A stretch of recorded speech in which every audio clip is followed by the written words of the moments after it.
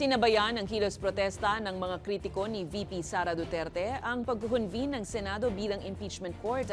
Pero duda ang mga progresibong grupo sa magiging takbo ng trial. Alamin kung bakit sa balitang A to Z ni Naomi Almohano.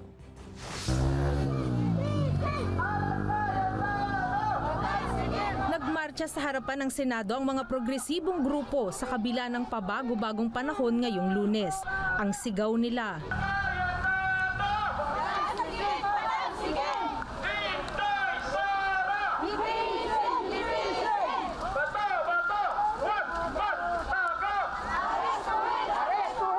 bagamat opisyal nang nag-convene ang Senado bilang impeachment court para sa trial ni Vice President Sara Duterte.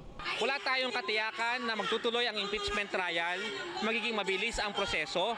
Nababahala tayo baka i-restrict nila ang paglabas ng ebidensya. Duda rin ng mga progresibong grupo na magiging patas ang mga senador. Nandyan yung senaryo na i-acquit si Sara Duterte. Hindi tayo nasasapatan na may impeachment court, may writ of summons. Kailangan magbantay, makita ng Senado na ang taong bayan nagbabantay. Katawa-tawa na po ang Senado ngayon sa harap po ng mga foreign countries. Nakakahiya naman po bilang isang Pilipino. Panawagan rin ng mga grupo na mapanagot ang mga senador na naging tulay umano para muling makapuslit si Senator Ronald Bato de la Rosa mula sa arrest warrant ng International Criminal Court sa kasong Crimes Against Humanity.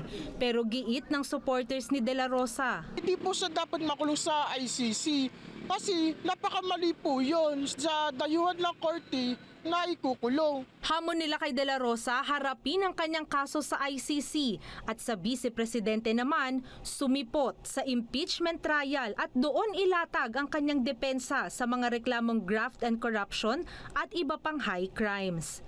Para sa balitang A to Z, Naomi Almohano.